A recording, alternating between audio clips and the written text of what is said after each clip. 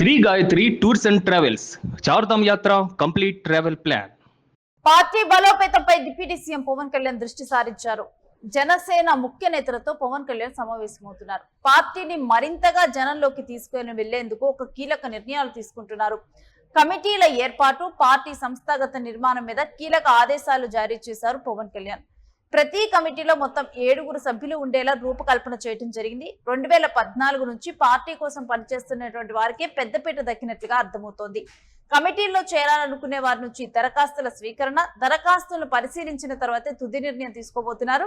మరో 4 వారాల్లో ఈ కమిటీల ప్రక్రియ మొత్తం పూర్తి చేయాలని పవన్ కళ్యాణ్ ఆదేశించడం జరిగింది.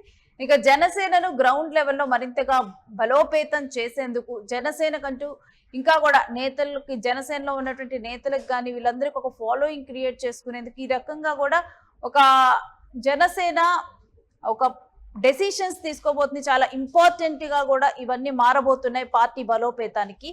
దీనికి సంబంధించినటువంటి డీటెయిల్స్ మా ప్రతినిధి మల్లికార్జున్ అడిగి తెలుసుకుందాం.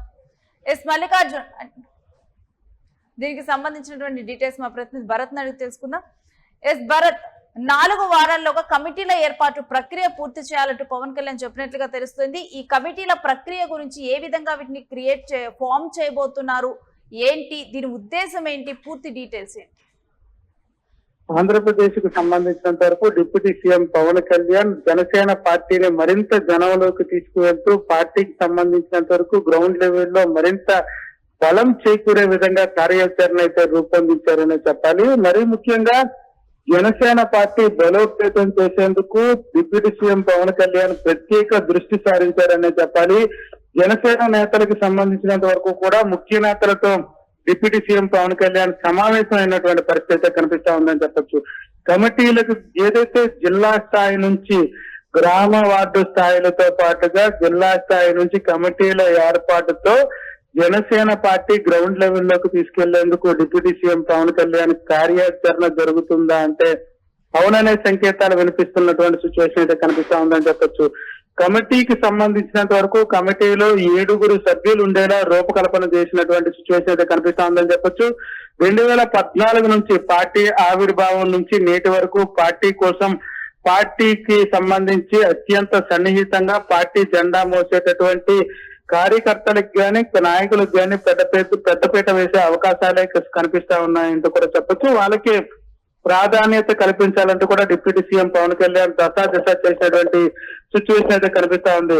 అయితే మరీ ముఖ్యంగా కమిటీలో చేరుకునే వారికి సంబంధించినంత వరకు దరఖాస్తులు సేకరిస్తున్నటువంటి సిచ్యువేషన్. దరఖాస్తులను పరిశీలించిన తర్వాత మరొక 4 వారాల్లో పూర్తిగా కూడా ఏదైతే పార్టీకి సంబంధించి కమిటీలను ఏర్పాటు చేసేందుకు ఆదేశాలు జారీ అయినటువంటి సిచ్యువేషన్. ఏదైతే జూన్ నుంచి కూడా పవన్ కళ్యాణ్ రాష్ట్ర వ్యాప్తంగా నియోజకవర్గాల వారీగా కూడా పర్యటన జరగబోతున్నటువంటి నేపథ్యంలో కమిటీల ప్రక్రియ కూడా ప్రారంభించినటువంటి సిచ్యువేషన్ అయితే కనిపిస్తా ఉందని చెప్పొచ్చు.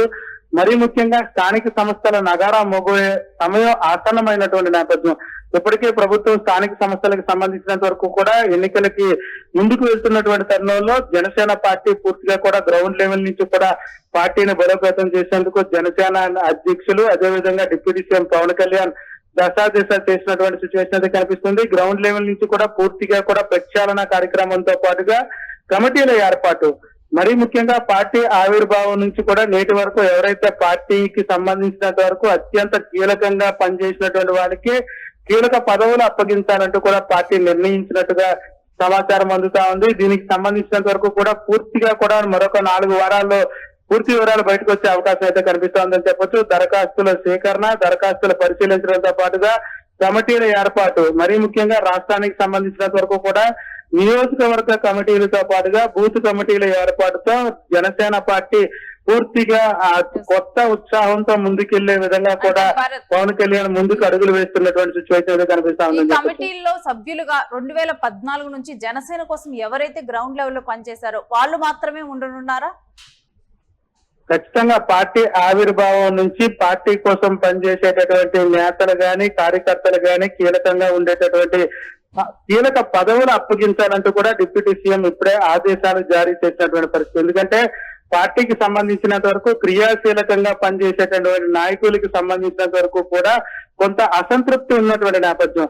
పార్టీకి సంబంధించి ఏదైతే కూటమి ప్రభుత్వం అధికారంలోకి వచ్చిన దగ్గర నుంచి కూడా జనసేనకి సంబంధించినంత వరకు నామినేటెడ్ పదవులు గాని, పార్టీకి సంబంధించినంత వరకు ఆంధ్రప్రదేశ్ లో ప్రత్యేకంగా ఒక బలం చేకూరే విధంగా కూడా కార్యాచరణ లేకపోవడం, పార్టీకి సంబంధించిన క్యాడర్ అసంతృప్తితో ఉన్నటువంటి నేపథ్యం. ఈ నేపథ్యంలో డిప్యూటీ సీఎం పవన్ కళ్యాణ్ కీలకమైనటువంటి నిర్ణయం తీసుకున్నటువంటి సిచ్యువేషన్ అది కనిపిస్తా ఉందని చెప్పొచ్చు. 2014 నుంచి పార్టీకి అత్యంత కీలకంగా పనిచేసినటువంటి వ్యక్తులకి ప్రాధాన్యత కల్పిస్తూ పార్టీకి సంబంధించినంత వరకు కూడా గ్రౌండ్ లెవెల్ నుంచి బలోపేతం చేసేందుకు, అంటే బూత్ కమిటీల నుంచి పూర్తిగా బలోపేతం చేస్తూ కమిటీలు వేస్తూ ఏదైతే నియోజకవర్గాల వారీగా కూడా పూర్తిగా బలం చేకూరే విధంగా కూడా జనసేన ముందుకు అడుగులు వేస్తున్నటువంటి పరిస్థితి. రాబోయేటటువంటి స్థానిక సంస్థల ఎన్నికలతో పాటుగా సార్వత్రిక ఎన్నికలకు ఎప్పటి నుంచే రంగం సిద్ధం చేస్తున్నటువంటి సిచ్యువేషన్ అయితే కనిపిస్తా ఉందని చెప్పొచ్చు. పార్టీకి సంబంధించినంత వరకు క్రియాశీలక సభ్యులు, క్రియాశీలకమైనటువంటి కార్యకర్తలు, క్రియాశీలకమైనటువంటి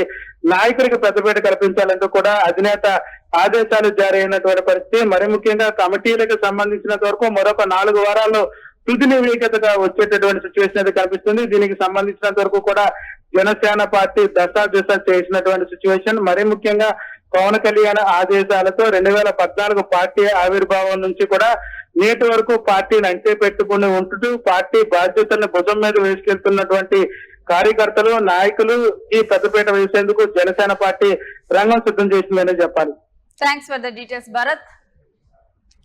ఇక రాబోయేటువంటి ఎన్నికల్ని టార్గెట్ గా పెట్టుకుంది జనసేన అని క్లియర్ గా అర్థమవుతుంది. ఈసారి చాలా అంటే బలోపేతంగా పార్టీని జనాల్లోకి తీసుకొని వెళ్ళాలి. ఆ టైం కల్లా కూడా జనాల్లో జనసేన ఇంకొంచెం కూడా మొత్తం కూడా జనాల్లోకి రీచ్ అయి ఉండాలి అని చెప్పి జనసేన సిద్ధమవుతుంది. ఈ మేరకే కమిటీలను ఏర్పాటు చేస్తుంది.